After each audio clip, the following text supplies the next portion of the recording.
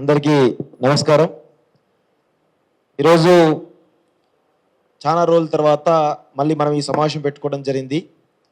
అయితే మేము చాలాసార్లు అనుకున్నాం, పృథ్వీ అన్న, మేము పాషం సార్ కూడా అనుకున్నాం, మళ్ళొకసారి మనం వెలుగుమట్ల వెళ్ళాలి, వెళ్ళి అక్కడ జరుగుతున్నటువంటి పురోగతి ఏంటిది, అక్కడ ఇంకా మన పేరుకున్న సమస్యలు ఏంటి, ఈ ఏదైనా ప్రభుత్వం ఏమైనా చేస్తుందా లేదా అనేటువంటి సమాచారం మనకు తెలియట్లేదు. కాబట్టి మరొకసారి వెళ్ళాలని చెప్పేసి మేము ప్రతిసారి కూడా, ఎందుకంటే రెగ్యులర్గా ఏదో ఒక ఇష్యూస్ మీద చూస్తున్నాం కాబట్టి ఎప్పుడు ప్రతిసారి కూడా దీని గురించి మేము డిస్కస్ చేస్తూనే ఉంటాం.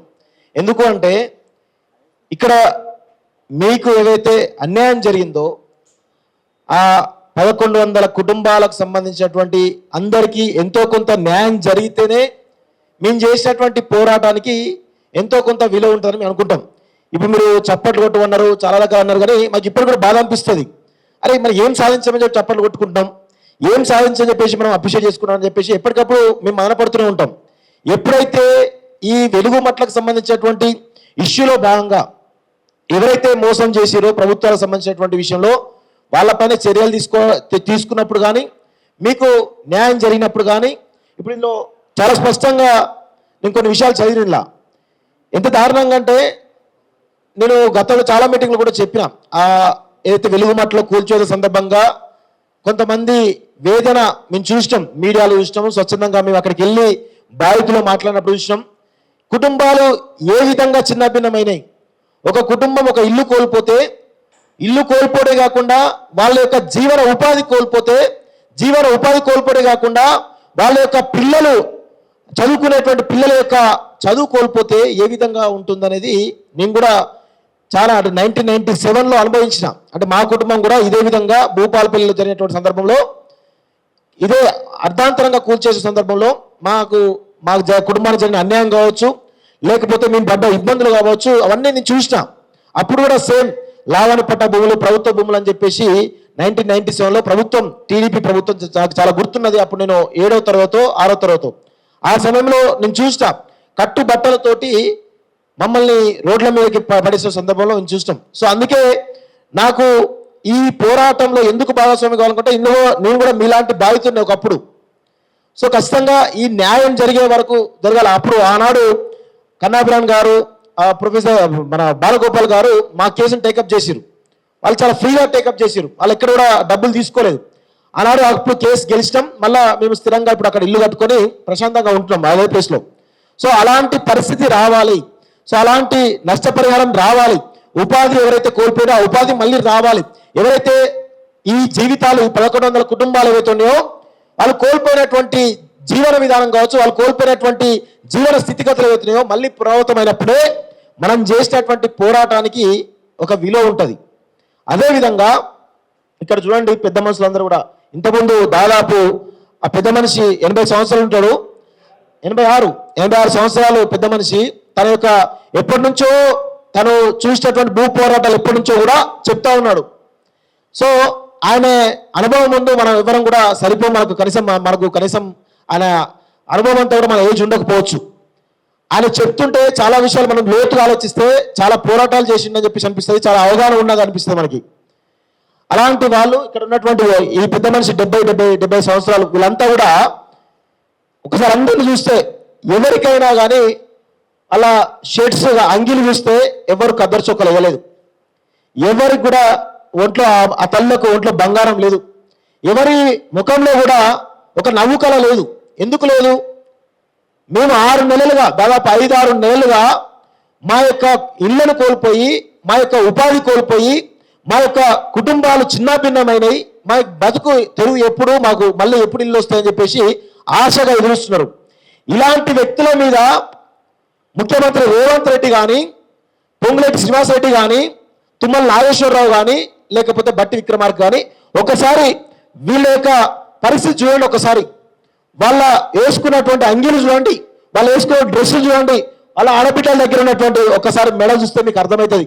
వాళ్ళ తాళి ఏదైతే ఉన్నాయో ఆ తాళ్ళను కూడా కుదవబెట్టి ఈరోజు గడుపుతున్నటువంటి పరిస్థితి, అప్రపాలైన పరిస్థితి కనబడతా ఉంది. వీళ్ళ పరిస్థితి అని చెప్పేసి మీరు మారాల్సినటువంటి అవసరం ఉంది. ఇంకా కూడా మేము ఇదే విధంగా మొండిపోతాం, ఇదే విధంగా మేము వ్యవహరిస్తాం. ఇంతే కఠినంగా ఉంటే పేద ప్రజల పట్ల, పేద బతుకుల పట్ల ఇంతే కఠినంగా ఉన్నాము అంటే ఖచ్చితంగా ప్రకృతి అనేది ఒకటి ఉంటుంది. ప్రకృతిని మనం చెరబడితే ప్రకృతి ఎంత విధ్వంసం సృష్టిస్తుందో ఈరోజు ప్రపంచమంతా వస్తుంది. ఎగ్జాంపుల్ చెప్తున్నాం, యూరోప్ కంట్రీలో ఉష్ణోగ్రతలు పెరిగిపోయి ప్రజలు బయట తిరగలేని పరిస్థితి, చాలా దారుణంగా ఉండదు. ఎందుకు పరిస్థితి వచ్చిందంటే ప్రకృతిని ఎప్పుడైతే మనం చెరబడతామో, అంటే ఎప్పుడైతే ప్రకృతితో మనం ఆటలాడుకుంటామో ప్రకృతి ఖచ్చితంగా మనకు తిరిగి అదే అంతకు మించినటువంటి శాపం ఇస్తుంది. అదేవిధంగా ఇప్పుడు మీరు ఈ ఎవరైతే ప్రకృతి మనుషులు ఎవరైతే ఉన్నారో వీళ్ళందరి బతుకులలో నిప్పులు వస్తారు కదా, ఖచ్చితంగా వీళ్ళు పడుతున్నటువంటి వేదన, వీళ్ళు పడుతున్నటువంటి బాధ ఏతుందో ఖచ్చితంగా భవిష్యత్తులో వీళ్ళందరూ కూడా రేవంత్ రెడ్డి కానీ, పొంగులేటి కానీ, లేకపోతే తుమ్మల కానీ, పట్టి కానీ వాళ్ళకు కూడా ఇదే శాస్తి వస్తుంది అనేది కూడా చాలా స్పష్టంగా మేము చెప్పదలుచుకున్నాం. ఎంత దారుణంగా వీళ్ళ ఉపాధిలో వీళ్ళు లోన్లు తీసుకొని వెహికల్ కొంటే కూడా, ఆటోలో కూడా ఏవి చిన్న ఆటోలు, ఏది జనాలు తీసుకుపోయేటువంటి 7 సీటర్ ఆటోలు కావచ్చు, లేకపోతే సామాన్లు మోసుకుపోయే ట్రాన్స్పోర్టేషన్ ఆటోలు కావచ్చు, ఈ ఆటోలు కూడా లోన్ల మీద తీసుకుంటే కూడా వాటిని కూడా జప్తు చేసిన సందర్భాలు, ఇంట్లో ఉన్నటువంటి చిన్న బైకులు వాటిని కూడా జప్తు చేసే అవకాశాలు ఉన్నాయి. ఈరోజు పెద్ద ఎత్తున ఒక గవర్నమెంట్ ఆఫీసర్స్ కొంతమంది ఏసీ బ్రేక్స్ దొరుకుతున్నాయి కదా, ఒక్కొక్కరి దగ్గర ఎన్ని కోట్లు దొరుకుతున్నాయి, 100 కోట్ల రూపాయలు అఫీషియల్ దొరుకుతున్నాయి. ఆ మార్కెట్ వల్ల ట్రిపుల్ 4 టైమ్స్ ఉంటుంది. అంటే అన్ని 100 కోట్లు సంపాదించుకున్నటువంటి గవర్నమెంట్ అఫీషియల్స్ ని ఈరోజు మనం చూస్తా ఉన్నాం. ఇది దారుణంగా ఉన్న పరిస్థితి. అలాంటి వాళ్ళు చాలా మంది ఉన్నారు మార్కెట్లో.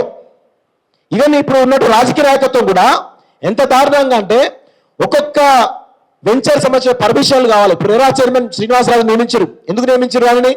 ఈ హైదరాబాద్ మహానగరంలో ఎక్కడ వెంచర్ వేసినా, ఎక్కడ గేటెడ్ కమ్యూనిటీ కట్టాలన్నా, ఎక్కడ విల్లా కమ్యూనిటీ కట్టాలన్నా కానీ ముందుగా రెరాకు అప్లై చేయాలి. రెరాకు అప్లై చేయగానే ఇమీడియట్ గా అది రేవంత్ రెడ్డి దగ్గరికి పోతుంది. పోయినప్పుడు ఇమీడియట్ గా పోయి కూర్చుంటారు. మాకెంత ఇస్తావు, నీకెంత, మాకెంత.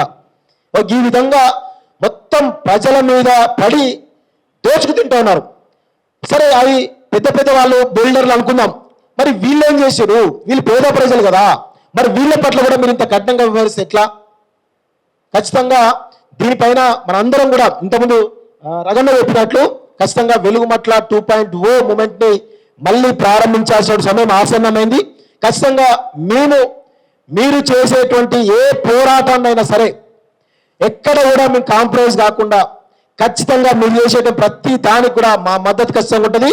మా మద్దతు కాదు, మేము కూడా మీలాగే బాధితులం అనుకొని మీలో ఒకరిగా మేమందరం కూడా మీకోసం పోరాటం చేస్తాం. ఖచ్చితంగా న్యాయం జరిగే వరకు కూడా ఎట్టి పరిస్థితుల్లో వెనకాడకూడదు అని చెప్పేసి కూడా చెప్తూ, మరొకసారి ఎవరైతే ఇక్కడ అధికారులు కూడా ఉన్నారు కొంతమంది, ఎందుకంటే మేము కూడా గతంలో చెప్పాం, కలెక్టర్ ఎవరైతే అనుదీప్ ఉన్నాడో మమ్మల్ని కలవడానికి ట్రై చేసిండు. వాస్తవంగా హైదరాబాద్లో సీక్రెట్ కలుద్దామని చెప్పేసి ట్రై చేస్తే దాన్ని కూడా పటాపంచ చేసి ఖమ్మం వేదిక దగ్గరనే ఖమ్మంకి వచ్చి ఆ విషయం చెప్పినాం.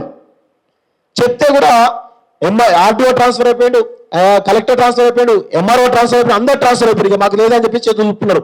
సో ఖచ్చితంగా మళ్ళొకసారి మేమందరం కూడా పృథ్వీరాజన్న, రగన్న మేమందరం కూడా ఆల్టర్నేటివ్ ఆలోచిస్తున్నాం. ఇంకా ఏం చేయాలి? కలెక్టర్ని ఒకసారి కలుద్దామా, లేకపోతే ఇంకేమైనా కలవాలా, ప్రభుత్వానికి మరొక రిప్రజెంట్ చేయాలని చెప్పేసి దానిలో మేము చాలా రోజుల నుంచి చర్చలు చేస్తా ఉన్నాం.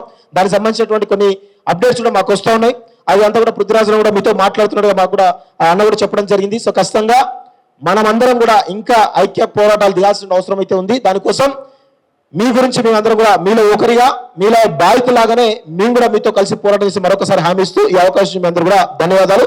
జై Telangana. Thank you very much.